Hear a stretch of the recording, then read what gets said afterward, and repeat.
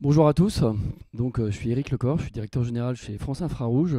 France Infrarouge qui est une société qui existe depuis une vingtaine d'années et qui est spécialisée sur les solutions infrarouges. Alors, plus récemment, on a développé des nouvelles compétences de façon à avoir une offre plus globale sur d'autres métiers et qui sont liés à la maintenance, que sont à la fois l'analyse de vibration et puis également l'analyse acoustique. Alors aujourd'hui, je vais vous présenter en fait quelques enjeux de maintenance industrielle et notamment ceux qui sont liés à l'offre qu'on a pu mettre en face et au travers de plusieurs objectifs. Premier, parler de l'efficience de vos productions, également de la sécurité et puis tout ça dans un contexte de transition vers une industrie 4.0 avec une gestion très, très poussée au niveau de l'environnement et du respect de l'environnement. Alors, d'abord pour commencer, un constat. D'abord pour la partie électrique, on sait que 20 à 30% des sinistres industriels sont d'origine électrique. Alors ça existe depuis, en fait c'est le cas depuis un certain nombre de temps. Donc du coup, les normes deviennent de plus en plus strictes. Les assureurs sont de plus en plus exigeants sur les solutions mises en œuvre, compte tenu du coût généré par ces incidents. Et puis, chose encore un peu plus grave, c'est que 70% des entreprises qui subissent un sinistre majeur dépose le bilan dans les mois qui suivent l'incident. Sur le côté maintenant production, les arrêts de production génèrent en fait des conséquences assez lourdes. D'abord bien entendu des pertes financières liées à l'absence de production, des pertes de productivité et puis aussi parfois des conséquences qui sont liées au process, par exemple sur des processus de l'industrie agroalimentaire. Le fait d'arrêter la production, ça a des conséquences énormes sur la qualité de ce que l'on peut produire. Donc du coup, la maintenance est la solution pour éviter ces problèmes. Alors il y a deux types de maintenance. La maintenance qui se passe avant la panne, qu'on appelle la maintenance préventive, et puis la maintenance qui se passe après la détection de la panne, qui s'appelle la maintenance corrective, et donc qui est liée aux opérations curatives, qui consistent à réparer, ou de la maintenance palliative, qui consiste à dépanner. Alors nous, en fait, on va se focaliser davantage sur la maintenance préventive, dans laquelle il y a trois axes. Donc la maintenance systématique, qui consiste à contrôler, la maintenance conditionnelle, qui consiste à surveiller, et puis la maintenance prévisionnelle, qui consiste à anticiper les problèmes et prendre les mesures qui vont bien pour permettre le maximum de durée de vie des équipements. Donc ça fait trois axes. Le premier axe, en matière de contrôle, on parle de vérification d'installations électriques, à la fois de tableaux électriques, mais également d'équipements haute tension. Donc ça, c'est pour contrôler. On a un deuxième axe sur la surveillance en parlant des fuites de gaz sous pression, à la fois sur un côté énergétique, quand on parle de fuite d'air comprimé, mais également sur un côté sécurité et environnement, lorsqu'on parle de fuite de gaz type méthane, hydrogène et autres. Et puis, dernier point, la maintenance prédictive des machines tournantes, dans lesquelles on va se focaliser sur les défauts mécaniques des machines et on va essayer d'anticiper au travers d'un monitoring régulier des différents roulements des machines. Donc le premier point, vérification des installations électriques, le contrôle. Alors le contrôle se fait au travers de caméras thermographiques, donc des caméras infrarouges qui sont étalonnées. Et c'est des contrôles qui sont obligatoires dans le cadre du Q19. Donc le Q19, c'est, je vous rappelle, la vérification annuelle des installations électriques, et notamment des tableaux électriques, pour vérifier qu'il n'y a pas d'échauffement qui pourrait conduire à un départ de feu. Alors peut-être pour ceux qui connaissent peut-être pas forcément très bien l'infrarouge, je reviens un tout petit peu sur les bases de l'infrarouge. Qu'est-ce que c'est que la thermographie infrarouge? Donc en fait, ce qu'il faut savoir, c'est que tout corps qui a une température supérieure au zéro absolu, donc à moins 273 degrés C, il va émettre un rayonnement qui va être proportionnel à sa température. Et ce rayonnement, il est dans le spectre infrarouge. Donc pour vous montrer un peu ce que ça représente, si vous regardez avec vos yeux, donc en image visible, nous on voit dans une bande spectrale entre 0,4 et 0,7 micromètres. Donc ces deux verres semblent identiques, mais si vous le regardez avec une caméra thermique, vous verrez que en fait, ils ont une température différente.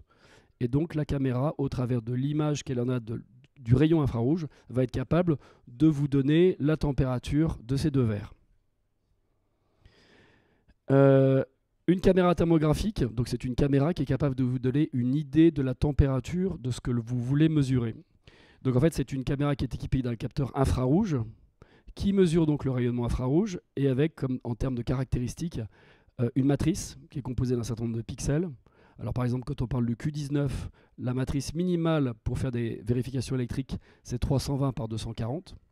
Donc ici, l'exemple, c'est 384 par 288, ce qui vous donne 110 000 points de mesure. Chaque pixel de la caméra thermographique est un point de mesure. Précision, donc là, en général, les caméras thermographiques ont des précisions qui sont de plus ou moins 2 degrés, ou plus ou moins 2% lorsqu'on est au-dessus de 100 degrés. Et puis une sensibilité qui est l'élément certainement le plus important, la sensibilité d'une caméra thermique, et donc la capacité à distinguer une différence entre 2 pixels qui peut aller jusqu'à 2 centièmes de degré. Et l'opération qui consiste à lier une intensité infrarouge à une température, ça s'appelle la calibration. Donc le CNPP a établi en fait une règle et un certificat qui s'appelle le Q19 qui consiste à vérifier les tableaux électriques et vérifier, alors en charge, hein, c'est ça qui est intéressant avec une caméra thermographique, c'est qu'on n'est pas obligé de couper le courant, on le fait en charge et on regarde à distance quelles sont les connexions qui sont des températures importantes qui pourraient générer un échauffement qui pourrait conduire à un départ de feu. Il existe aussi une chose intéressante sur les tableaux, parce que parfois on se rend compte, et notamment pour les cellules haute tension, qu'il est impossible d'ouvrir les tableaux. Donc on dispose également de hublots infrarouges qu'on positionne sur les tableaux et qui permettent de regarder à l'intérieur des tableaux sans avoir à les ouvrir. Donc comme ça protège les opérateurs, et sur les cellules haute tension, de toute façon, on n'a pas d'autre choix que de le faire de cette forme-là. Donc on va installer ces hublots sur les panneaux de ce que l'on veut mesurer, qui sont composés, là vous voyez ici, c'est un cristal qui permet de laisser passer à la fois le spectre visible, mais également l'infrarouge, ce qui n'est pas le cas du verre traditionnel. Deuxième point sur les problématiques électriques, c'est les décharges partielles. Donc les décharges partielles, c'est tout ce qui est lié en fait à l'ionisation de l'air, qui est lié en fait à un défaut d'isolement. Donc l'idée, c'est de pouvoir surveiller les conducteurs et les composants et de le faire à longue distance, donc en fait pour protéger les opérateurs. De détecter au plus tôt les explosions, en fait on forme les arcs électriques en tout cas, qu'on pourra avoir, qui sont à la fois coûteuses pour les installations, puisque il y a immédiatement dégradation, mais également dangereuses pour le personnel qui est autour. Et là, en fait, on a développé, au travers de notre fournisseur qui s'appelle FLIR, a développé une caméra spécifique qui dispose d'une intelligence artificielle intégrée, qui va être capable, en fonction de ce qu'elle va mesurer, de définir la sévérité du problème. Est-ce que c'est juste un problème d'ionisation, ou alors est-ce qu'on est très très proche d'un arc électrique? Le principe de cette caméra, c'est une caméra en fait qui est équipée de 124 microphones que vous voyez à gauche. Donc ces microphones, ils sont bien sûr focalisés sur une fréquence bien particulière, celle que l'on va rechercher. On va rechercher en fait la fréquence qui va permettre de détecter ces ultrasons. Et au milieu, vous avez une caméra visible. Le principe, c'est que les 124 microphones positionnés tout autour de la caméra vont permettre de positionner la fuite, parce que les ultrasons sont directifs, et donc les microphones permettent, par triangulation, de définir exactement l'endroit de la fuite, et ça jusqu'à des distances de 200 mètres. Donc vous aurez sur la caméra visible positionné la fuite, ou là, en fait, la problématique que l'on cherche à trouver, avec en même temps des cercles concentriques qui dépendent de la puissance du problème que l'on veut mesurer.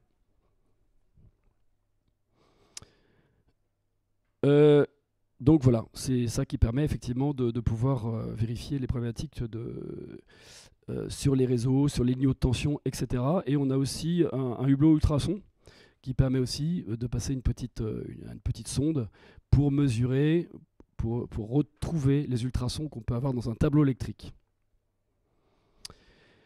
Deuxième point, la partie fuite d'air comprimé. Alors on sait que les fuites d'air comprimé, c'est quelque chose de majeur en industrie. On a souvent des ratios qu'on donne, c'est qu'en gros, un tiers de la puissance consommée sur les sites industriels est la puissance nécessaire à fabriquer de l'air comprimé.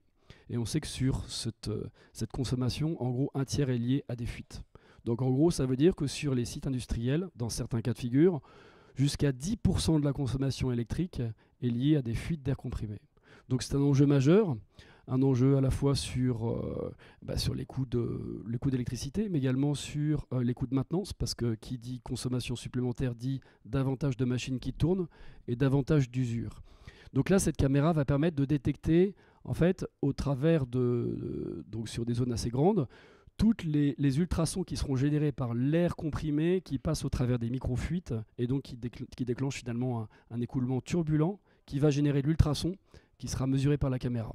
Donc elle sera capable de positionner sur une usine, en fait, sur une grande zone, tous les endroits où vous avez des fuites d'air comprimé et de les quantifier. C'est-à-dire de vous donner un niveau de débit en litres par minute. Et si vous avez le coût du kilowatt, vous pouvez en déduire directement le coût de la fuite. Donc c'est une économie d'énergie et puis ça permet effectivement la priorisation des réparations lorsque vous avez beaucoup de fuites dans vos usines, de vous cibler d'abord sur les premières avant d'attaquer les toutes petites fuites qui sont moins importantes. Deuxième sujet, c'est les fuites de gaz industriel. Donc en fait cette caméra acoustique elle est capable de détecter les fuites d'air comprimé mais également les fuites de gaz sous pression. Et là c'est intéressant pour des gaz comme le méthane, l'ammoniac, l'hydrogène, gaz qui est de plus en plus employé à l'heure actuelle, et qui est incolore, oui, bien sûr, et puis l'hélium et l'argon. Donc ça permet une détection précoce des fuites qui va permettre d'alimenter à la fois la sécurité des personnes et puis la conformité des émissions polluantes. Alors il y a une deuxième façon de le mesurer, c'est avec une caméra thermographique refroidie avec une caméra OGI. Donc c'est une caméra qui est une caméra infrarouge qui a un capteur spécifique qui est refroidi à moins 200 degrés, donc il y a une très très grande sensibilité, et pour lequel en fait la réponse de la caméra va être centrée sur le pic d'absorption des gaz. Et donc voilà, en ce qui concerne le méthane, on sait qu'on est aux alentours de 3,4 micromètres, et donc la caméra la réponse de la caméra est centrée sur le pic d'absorption du méthane. Et donc ça permet de pouvoir détecter à distance, donc en sécurité, alors il y a aussi une version ATEX qui existe sur ce type de caméra, mais de détecter à distance toutes les fuites de méthane et même de les quantifier. Donc c'est maintenant nécessaire sur tous les sites qui produisent et distribuent du méthane, et c'est nécessaire, je crois que la date limite, en tout cas c'est issu d'un règlement du Parlement européen de juin 2019 qui a été adopté en l'été 2024 et qui impose qu'il y ait un contrôle sur tous les sites industriels qui produisent, distribuent et transportent du méthane. On arrive maintenant aux défauts mécaniques. Donc en fait vous avez ici la courbe d'usure d'une machine, une machine tournante. À partir du moment où on a un problème qui arrive, on a toute cette partie dans laquelle on peut prédire un petit peu ce qui va se passer, en tout cas à quel moment la machine va casser, jusqu'à la casse de la machine. Alors il existe, on va dire, 3 principales technologies pour déterminer ces problématiques. La première, c'est l'acoustique, donc les ultrasons. C'est une des méthodes les plus précoces pour définir un problème de machine. Ensuite, on a la vibration, qui est un peu après. Et puis, l'infrarouge est plutôt tardif dans la détection des problèmes.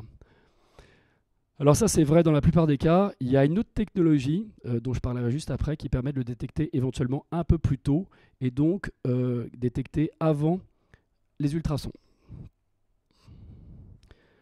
Donc la maintenance préventive, donc, en fait, les caméras thermographiques permettent de vérifier tous les points chauds. Donc vous pouvez le voir, alors bien sûr sur les machines tournantes, mais on peut le voir aussi à plein d'endroits dans les machines. À chaque fois que vous aurez un point chaud, vous serez en mesure de le mesurer. Ça pourra souvent vous indiquer des défauts, soit des défauts d'écoulement, soit des tuyauteries qui sont bouchées ou des choses comme ça. Et donc voilà, la caméra thermique est un des outils pour déterminer ces problématiques d'échauffement.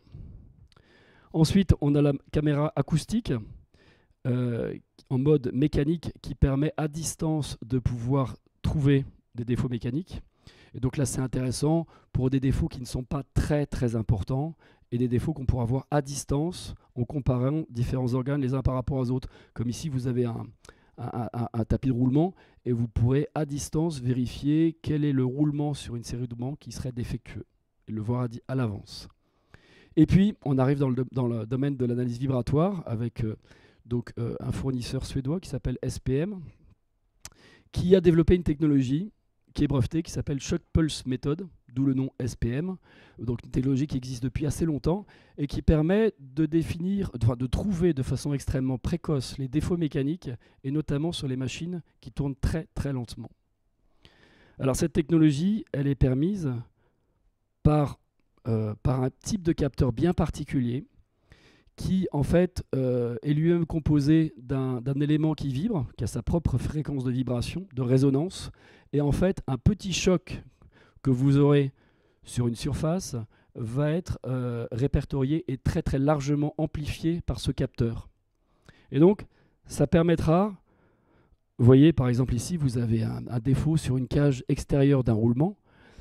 Si vous regardez la surface du roulement, elle est parfaite, il n'y a aucun problème, vous ne verrez rien du tout, même au microscope. Néanmoins, en dessous de la surface, vous avez quelques fissures qui pourront être entendues par cette technologie. C'est-à-dire que tous ces petits points de fissures qui sont en dessous vont générer des petits chocs lorsque la bille va passer dessus, qui vont être analysés par le capteur et très largement amplifiés par le capteur. Et donc, on pourra déterminer très très à l'avance des problématiques futures.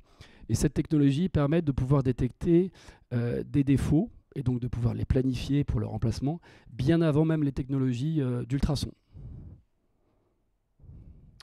Donc pour revenir au thème du jour, avec ces différentes solutions et quels sont en gros les enjeux environnementaux et les éléments qui permettent une transformation numérique.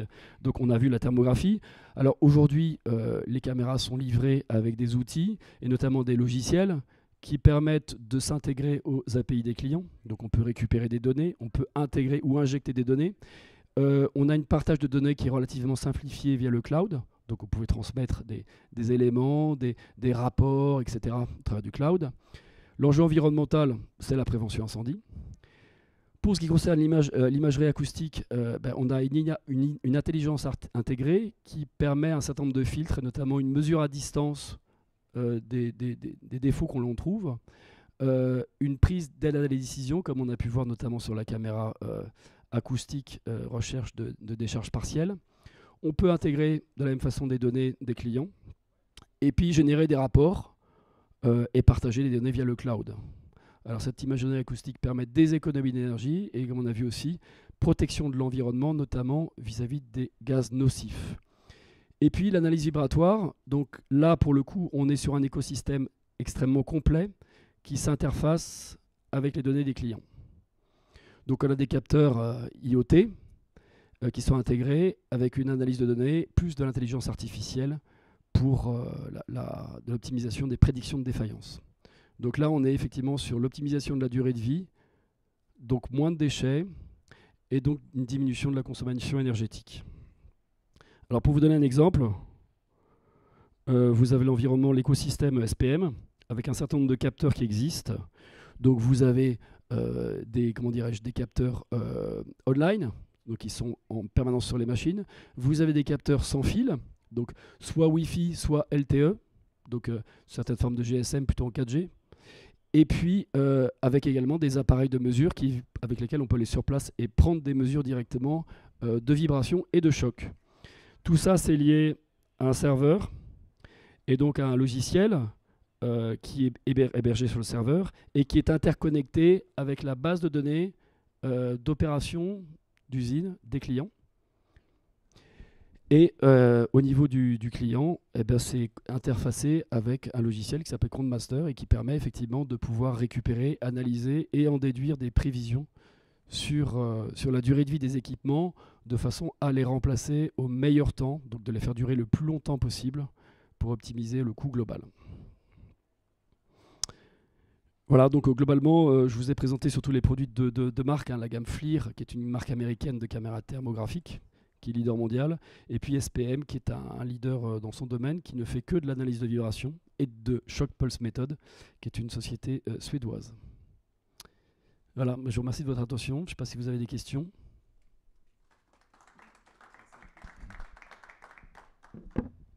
Justement, alors, il y a eu 2 questions. Ouais, merci Eric. J'ai une question un peu orientée. Est-ce que toutes ces solutions s'interfacent avec des logiciels type maintenance prédictive ou GMAO? Est-ce que vous avez réfléchi justement à les intégrer et faire remonter ces données dans un SCADA ou un LoRaWAN qui permet d'interfacer? Alors pour SPM, c'est déjà le cas. Et pour la partie FLIR, c'est un vrai sujet c'est un vrai sujet chez eux. Et ils travaillent dessus. Aujourd'hui, ce n'est pas encore complètement le cas où ça se fait de façon ponctuelle, au cas par cas. Mais en tout cas, ils travaillent dessus pour que ça puisse être généralisé davantage. Mais en tout cas, chez SPM, c'est déjà le cas. Justement, cette technologie SPM, c'est appliquée. Vous avez des cas d'application en particulier, ces machines très lentes Alors, en fait, il y a des applications sur les machines d'extrusion. Il y a également pas mal d'applications dans le domaine du papier, la production de papier. Il y a très peu de temps, on a visité une grosse usine, enfin il y en a pas mal en France, effectivement de production de papier. Et ce type de machines sont très très demandeuses, bien sûr, de monitoring. Et en particulier, plus la machine tourne lentement, plus c'est difficile à observer. Et donc, SPM a beaucoup d'exemples de ce type d'application. Ouais. D'accord, en papeterie. Ok.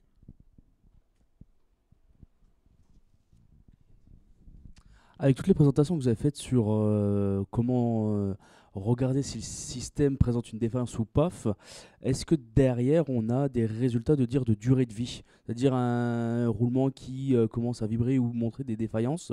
Est-ce que derrière on peut se projeter de dire par rapport à son fonctionnement, on peut planifier dans X temps son remplacement ou urgemment?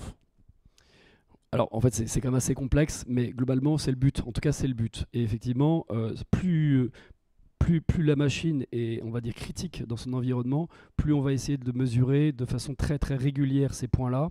Et effectivement, en mesurant les points, on pourra en traduire une courbe qui va nous emmener à la casse. Et donc on pourra essayer d'extrapoler sur une durée de vie au travers effectivement d'un nombre de points de mesure qui devrait être de plus en plus fréquent au fur et à mesure que la sévérité de la panne augmente. Ouais. Mais effectivement, c'est l'objet. Ouais, c'est l'objet. Mais vous avez déjà des cas pratiques où c'est déjà pratiqué ou Oui, c'est déjà pratiqué, oui, bien sûr. Ouais. On essaie effectivement, lorsque vous avez des machines qui coûtent très très cher à arrêter, on sait que globalement, soit vous changez le roulement trop tôt, et auquel cas c'est une perte, à la fois une perte de temps, mais également une perte de la durée de vie du produit, donc une diminution du coût, enfin, une augmentation du coût financier. Donc l'idée, c'est vraiment de pouvoir remplacer l'élément défaillant au plus tard avant la casse, pour le faire dans des périodes qui soient des périodes bien pour les usines, mais également maximiser la durée de vie du produit. Ouais. Merci.